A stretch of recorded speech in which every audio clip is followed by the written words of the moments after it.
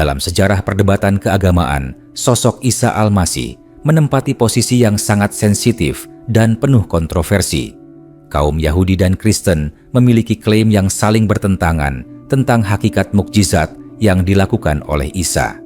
Bagi sebagian besar literatur Yahudi, mukjizat Isa dianggap tidak lebih dari praktik sihir yang dipelajari dari sumber terlarang.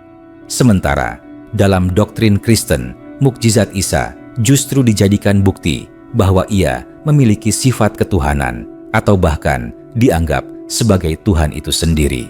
Dua pandangan ini mendapat bantahan keras dan tegas dari para ilmuwan Muslim sejak masa klasik hingga kontemporer karena keduanya dinilai menyimpang dari akal sehat wahyu ilahi dan konsistensi kenabian. Dalam pandangan Yahudi, Isa tidak diakui sebagai nabi, apalagi sebagai utusan Tuhan. Dalam sejumlah teks Talmud dan tradisi polemik Yahudi, Isa digambarkan sebagai seorang penyihir yang menyesatkan manusia dengan trik dan tipu daya. Klaim ini muncul karena orang-orang Yahudi tidak mampu menerima bahwa seorang yang lahir dari Maryam tanpa ayah biologis dapat diutus oleh Tuhan. Ketika mereka menyaksikan Isa menyembuhkan orang buta sejak lahir, menghidupkan orang mati dengan izin Tuhan, dan membersihkan penyakit kusta yang tidak mampu disembuhkan oleh tabib manapun, maka mereka tidak menafsirkannya sebagai tanda kenabian, melainkan sebagai sihir. Ini merupakan pola klasik penolakan terhadap para nabi, di mana mukjizat yang melemahkan logika penentang selalu dialihkan menjadi tuduhan sihir, sebagaimana yang juga dialami oleh Musa ketika berhadapan dengan Fir'aun. Para ilmuwan Muslim menolak keras tuduhan ini dengan dasar rasional dan wahyu. Sihir, menurut akal dan syariat, membutuhkan proses pembelajaran manipulasi dan kerjasama dengan kekuatan jahat, serta menghasilkan dampak yang terbatas dan bersifat ilusi. Mukjizat Isa justru terjadi secara spontan, tanpa ritual sihir, tanpa mantra, dan tanpa permohonan kepada selain Tuhan. Al-Quran dengan tegas menyatakan bahwa Isa berkata, "Aku menyembuhkan orang buta dan orang yang berpenyakit kusta, dan aku menghidupkan orang mati dengan izin Allah." Penegasan dengan izin Allah ini menghancurkan tuduhan sihir, karena sihir tidak pernah dinisbatkan kepada Tuhan dan tidak membawa manusia kepada tauhid serta akhlak yang lurus. Selain itu, para ulama seperti Fakhruddin Ar-Razi dan Ibnu Katsir menjelaskan bahwa sihir bertujuan untuk menguasai manusia, sementara mukjizat bertujuan untuk membimbing manusia menuju kebenaran. Isa mengajak kepada penyembahan Tuhan yang esa menguatkan syariat Taurat dan menyeru kepada kesucian jiwa. Tidak ada satupun karakter penyihir dalam dakwah Isa. Tuduhan Yahudi ini lebih mencerminkan penolakan ideologis daripada analisis objektif terhadap fakta sejarah dan moral. Di sisi lain, klaim Kristen juga tidak luput dari kritik tajam. Kristen menjadikan mukjizat Isa sebagai dalil ketuhanannya. Mereka berargumen bahwa karena Isa mampu menghidupkan orang mati dan mengetahui hal-hal gaib, maka ia memiliki sifat ilahi. Argumen ini menurut para ilmuwan Muslim adalah kekeliruan fatal dalam logika teologi. Mukjizat bukanlah bukti ketuhanan, melainkan bukti kenabian. Jika mukjizat dijadikan standar ketuhanan, maka Musa yang membelah laut dan Ibrahim yang selamat dari api juga harus dianggap Tuhan. Bahkan, para rasul lain yang diberi kemampuan luar biasa akan naik derajat menjadi ilah. Ini bertentangan dengan konsep ketuhanan yang absolut dan tidak bergantung pada perbuatan fisik. Al-Quran secara konsisten menempatkan Isa sebagai hamba dan utusan Tuhan. Isa sendiri, menurut Al-Quran, menolak disembah dan menegaskan bahwa Tuhan adalah Rabbku dan Rabbmu. Para ilmuwan Muslim menekankan bahwa mukjizat Isa bukan berasal dari dirinya sebagai sumber kekuatan mandiri, melainkan sebagai anugerah dari Tuhan untuk membuktikan kebenaran risalahnya kepada Bani Israel. Ketika Kristen memisahkan mukjizat dari izin Tuhan dan menjadikannya sifat bawaan Isa, maka disitulah terjadi penyimpangan teologis yang serius. Imam Al-Ghazali menjelaskan bahwa sifat ketuhanan tidak ditetapkan oleh kemampuan melakukan hal luar biasa, tetapi oleh keharusan wujud yang tidak bergantung, tidak membutuhkan, dan tidak terbatas. Isa makan, minum tidur, merasakan lelah, dan berdoa kepada Tuhan. Semua ini menegaskan kemanusiaannya. Mukjizat yang ia lakukan tidak menghapus fakta bahwa ia adalah makhluk yang bergantung kepada penciptanya. Bantahan keras para ilmuwan Muslim juga diarahkan pada kontradiksi internal Kristen. Injil sendiri mencatat bahwa Isa berdoa kepada Tuhan dan memohon pertolongan. Jika mukjizat adalah bukti ketuhanan, maka doa menjadi tidak masuk akal karena Tuhan tidak berdoa kepada Tuhan.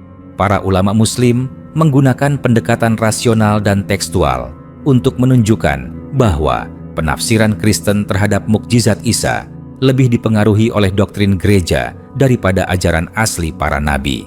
Dengan demikian, Islam berdiri di posisi yang seimbang dan konsisten. Islam menolak tuduhan Yahudi yang merendahkan mukjizat Isa menjadi sihir dan menolak klaim Kristen yang mengangkat Isa ke derajat ketuhanan. Islam memuliakan Isa sebagai Nabi Agung yang lahir secara ajaib, diberi mukjizat luar biasa, dan memiliki kedudukan tinggi di sisi Tuhan, namun tetap seorang hamba. Posisi ini bukan kompromi politik, melainkan kesimpulan teologis yang selaras dengan akal sehat sejarah dan wahyu. Para ilmuwan Muslim sejak dahulu hingga sekarang menegaskan bahwa penyimpangan dalam memahami mukjizat Isa muncul ketika manusia meninggalkan prinsip tauhid.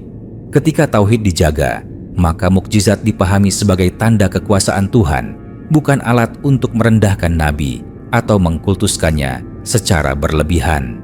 Inilah bantahan keras Islam yang berdiri tegak di antara dua ekstrim dan mengembalikan Isa Al-Masih kepada kedudukannya yang mulia sebagai utusan Tuhan untuk membimbing manusia menuju kebenaran. Melanjutkan pembahasan tersebut, perlu ditegaskan bahwa kesalahan terbesar dalam menilai mukjizat Isa terletak pada kegagalan memahami perbedaan antara kekuasaan Tuhan dan peran manusia sebagai penerima amanah. Para ilmuwan Muslim menjelaskan bahwa setiap nabi diberi tanda luar biasa yang sesuai dengan kondisi kaumnya. Pada masa Isa, dunia Bani Israel dipenuhi oleh kebanggaan terhadap ilmu pengobatan dan klaim kesalehan lahiriah. Maka mukjizat Isa hadir dalam bentuk penyembuhan yang melampaui kemampuan medis manusia agar mereka menyadari keterbatasan diri dan kembali tunduk kepada Tuhan.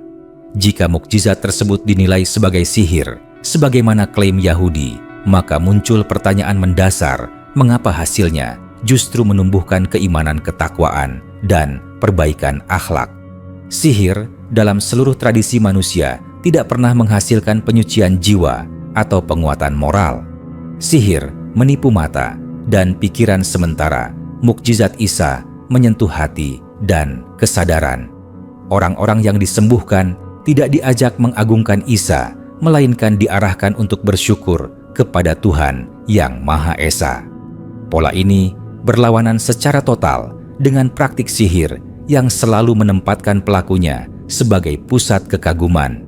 Para ulama Muslim juga menyoroti bahwa tuduhan sihir merupakan mekanisme psikologis kaum penolak kebenaran. Ketika bukti terlalu kuat untuk disangkal, maka label negatif digunakan untuk mempertahankan posisi lama. Hal ini pernah terjadi pada banyak nabi sebelumnya. Dengan demikian, tuduhan tersebut tidak mencerminkan penilaian ilmiah, melainkan ketakutan akan runtuhnya otoritas keagamaan yang mapan. Adapun pandangan Kristen yang mengaitkan mukjizat dengan hakikat ketuhanan dinilai oleh ilmuwan Muslim sebagai bentuk pemindahan makna yang tidak sah. Mukjizat dijadikan identitas esensial, bukan sebagai sarana pembuktian risalah. Padahal dalam seluruh sejarah kenabian, mukjizat selalu bersifat sementara dan terbatas oleh kehendak Tuhan. Ketuhanan tidak pernah bergantung pada peristiwa waktu dan ruang. Tuhan tidak dibuktikan oleh tindakan fisik, tetapi oleh keberadaan mutlak yang tidak terikat oleh hukum ciptaan. Para pemikir Muslim seperti Abu Mansur al-Maturidi menegaskan bahwa jika kemampuan luar biasa dijadikan standar ketuhanan, maka batas antara makhluk dan pencipta akan lenyap. Hal ini berbahaya karena membuka pintu penyembahan kepada manusia luar biasa dan menggeser tauhid menjadi kultus figur. Dari sinilah Islam memandang doktrin penuhanan Isa bukan sebagai kelanjutan ajaran para nabi, melainkan hasil perkembangan teologis pasca kenabian. Al-Quran menghadirkan koreksi konseptual dengan menampilkan Isa sebagai teladan kerendahan hati. Ia berbicara sejak bayi bukan untuk mengklaim keilahian, tetapi untuk membela kesucian ibunya dan menegaskan bahwa dirinya hanyalah hamba yang diberi kitab dan dijadikan nabi. Pernyataan ini menurut para mufasir merupakan penutup segala klaim ekstrem karena datang langsung dari Isa sendiri. Tidak ada nabi yang lebih layak menjelaskan jati dirinya selain dirinya sendiri. Para ilmuwan Muslim juga menekankan bahwa mukjizat Isa memiliki batas yang jelas. Ia tidak melakukan apapun atas kehendak pribadi.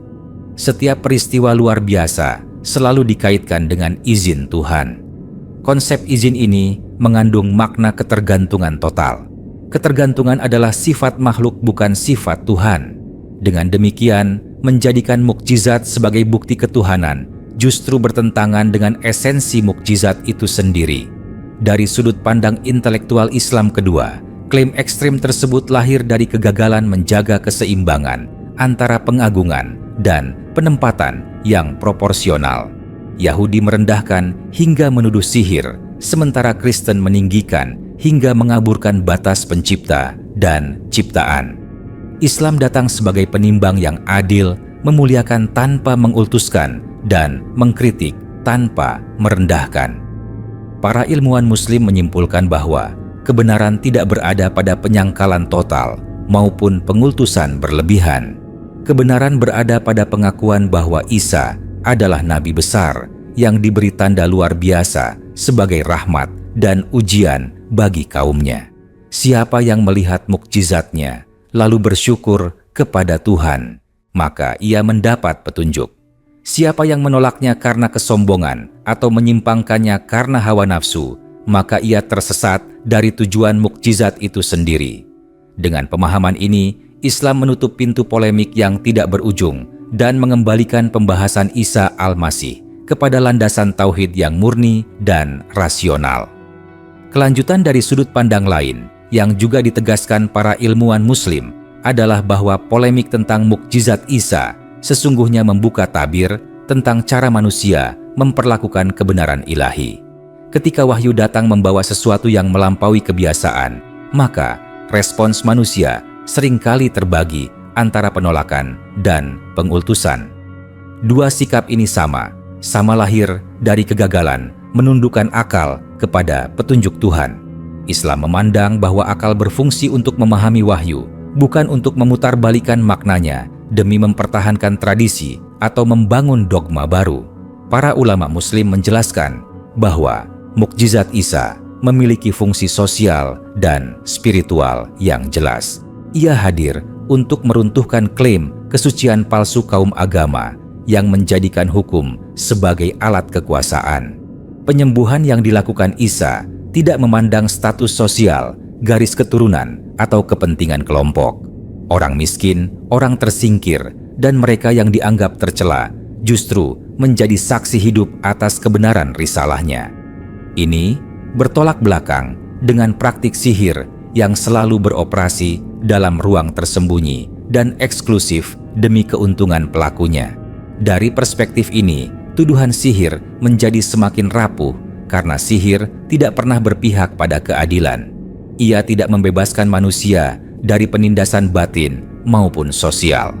Mukjizat Isa justru menggugah struktur keagamaan yang kaku dan memaksa para pemuka agama saat itu untuk bercermin pada kemunafikan mereka sendiri.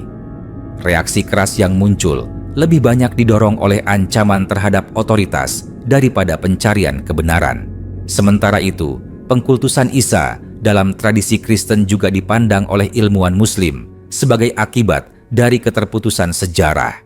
Ajaran tauhid yang dibawa para nabi Bani Israel perlahan bergeser ketika risalah Isa menyebar ke lingkungan non-Yahudi yang memiliki latar belakang filsafat ketuhanan berbasis manusia setengah dewa. Dalam proses inilah, mukjizat yang seharusnya dipahami sebagai tanda berubah fungsi menjadi fondasi doktrin metafisik. Islam memandang pergeseran ini bukan sebagai kehendak Isa, melainkan sebagai hasil interpretasi manusia setelahnya. Para pemikir Muslim menegaskan bahwa Tuhan tidak membutuhkan pembelaan melalui pengangkatan manusia menjadi ilah. Kekuasaan Tuhan justru tampak jelas ketika Ia memberi kemampuan luar biasa kepada seorang hamba tanpa mengurangi keesaan dan keagungannya. Dengan demikian, mukjizat Isa menjadi bukti kekuasaan Tuhan yang mutlak, bukan bukti bahwa kekuasaan itu berpindah kepada makhluk. Al-Quran juga mengarahkan perhatian pada aspek tanggung jawab manusia setelah menyaksikan tanda. Mukjizat bukan tujuan akhir, melainkan awal ujian. Mereka yang menyaksikan penyembuhan dan kehidupan kembali diberikan kepada yang mati, diuji apakah akan tunduk kepada Tuhan atau justru memperdebatkan hakikat pelaku mukjizat.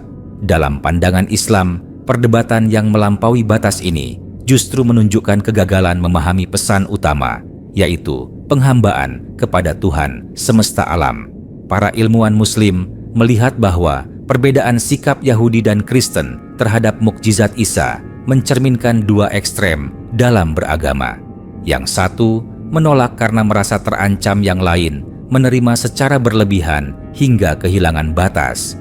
Islam mengajarkan bahwa kebenaran tidak diukur oleh emosi kolektif atau warisan teologis, melainkan oleh kesesuaian dengan wahyu dan akal yang sehat. Dengan kerangka ini, mukjizat Isa tidak lagi menjadi alat polemik, melainkan pelajaran tentang bagaimana seharusnya manusia bersikap terhadap tanda Tuhan. Ia mengajarkan bahwa keajaiban sejati bukan terletak pada peristiwa luar biasa, tetapi pada kesediaan hati untuk tunduk dan berubah. Inilah pesan yang ditekankan para ilmuwan Muslim, bahwa siapapun yang menjadikan mukjizat sebagai alasan untuk menolak atau menuhankan, maka ia telah menyimpang dari tujuan mukjizat itu sendiri. Islam hadir untuk menutup celah penyimpangan tersebut dan mengembalikan kisah Isa Al-Masih sebagai cermin tauhid yang jernih dan adil. Masih dalam garis penjelasan para ilmuwan Muslim, terdapat dimensi lain yang jarang disadari dalam polemik tentang mukjizat Isa, yaitu dampak teologis jangka panjang dari cara menafsirkannya. Ketika suatu peristiwa luar biasa dipahami secara keliru, maka kesalahan itu tidak berhenti pada satu generasi, melainkan diwariskan sebagai keyakinan kolektif. Dari sinilah Islam memandang koreksi terhadap pemahaman mukjizat Isa bukan sekadar bantahan historis, tetapi penyelamatan akidah umat manusia dari distorsi berkelanjutan. Para ulama Muslim menegaskan bahwa Tuhan sengaja menjadikan Isa sebagai ujian keimanan karena kisah hidupnya mengandung unsur-unsur yang mudah disalahartikan. Kelahiran tanpa ayah, mukjizat penyembuhan, dan kedudukannya yang mulia, semuanya berpotensi menjerumuskan manusia kepada kesimpulan yang melampaui batas. Oleh sebab itu, Al-Quran berbicara dengan bahasa yang sangat tegas ketika menjelaskan posisi Isa agar tidak tersisa ruang spekulasi. Ketegasan ini menunjukkan bahwa penyimpangan dalam memahami Isa bukan hal sepele, tetapi ancaman serius terhadap tauhid. Dalam pandangan Islam, kesalahan Yahudi dan Kristen berakar pada pendekatan yang terbalik. Mereka memulai dari kesimpulan, lalu mencari pembenaran. Kaum Yahudi telah menetapkan penolakan sejak awal, sehingga setiap bukti ditafsirkan secara negatif. Kaum Kristen sebaliknya menetapkan pengagungan mutlak, sehingga setiap peristiwa dijadikan dalil keilahian. Islam memulai dari prinsip dasar bahwa Tuhan Maha Esa dan tidak menyerupai makhluk. Dari prinsip ini, seluruh peristiwa kemudian dipahami secara konsisten tanpa kontradiksi. Para ilmuwan Muslim juga menyoroti bahwa mukjizat Isa tidak pernah digunakan untuk membangun struktur kekuasaan atau klaim otoritas personal. Ia tidak mendirikan kerajaan, tidak mengumpulkan kekayaan, dan tidak menjadikan dirinya pusat ibadah. Seluruh ajarannya berporos pada ketundukan kepada Tuhan dan persiapan kehidupan akhirat. Fakta ini menjadi bantahan kuat terhadap tuduhan sihir maupun klaim ketuhanan, karena keduanya biasanya diiringi ambisi duniawi atau pemujaan diri. Selain itu, Islam melihat bahwa perdebatan tentang mukjizat Isa sering mengabaikan pesan etik yang ia bawa. Fokus berlebihan pada bagaimana mukjizat terjadi membuat manusia lupa mengapa mukjizat itu diberikan. Isa menyeru kepada kasih sayang, kejujuran, dan penyucian batin. Nilai-nilai ini justru terpinggirkan ketika mukjizat dijadikan alat saling serang antar keyakinan. Para ulama Muslim menilai kondisi ini sebagai kegagalan memahami hikmah ilahi di balik tanda-tanda tersebut. Dalam kerangka tauhid Islam, Tuhan tidak dihadirkan melalui keajaiban sesaat, tetapi melalui keteraturan penciptaan dan tuntunan hidup yang lurus. Mukjizat hanya berfungsi sebagai penegas bagi mereka yang keras kepala. Maka, ketika mukjizat Isa diangkat menjadi fondasi doktrin yang rumit, Islam memandang hal itu sebagai pembalikan fungsi tanda. Tanda berubah menjadi tujuan, dan tujuan berubah menjadi alat legitimasi. Para ilmuwan Muslim menutup pembahasan ini dengan penekanan bahwa Isa Al-Masih akan kembali di akhir zaman, bukan sebagai Tuhan yang disembah dan bukan pula sebagai penyihir yang dicela, tetapi sebagai hamba Allah yang menegakkan kebenaran. Kepulangannya kelak akan mematahkan seluruh kesalahpahaman yang dibangun selama berabad-abad. Ia akan meluruskan penyimpangan pengikutnya dan membuktikan bahwa dirinya tidak pernah keluar dari garis tauhid. Dengan demikian, Islam tidak sekadar menawarkan posisi tengah, tetapi menghadirkan kerangka pemahaman yang utuh dan konsisten. Mukjizat Isa dipahami sebagai amanah ilahi yang menguji manusia apakah mampu menjaga keseimbangan antara akal dan iman. Siapa yang mengambil pelajaran akan semakin tunduk kepada Tuhan.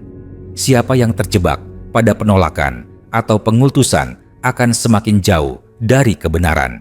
Inilah garis akhir yang ditegaskan para ilmuwan Muslim, bahwa kemuliaan Isa justru terletak pada penghambaan totalnya kepada Tuhan, bukan pada tuduhan sihir dan bukan pula pada klaim keilahian.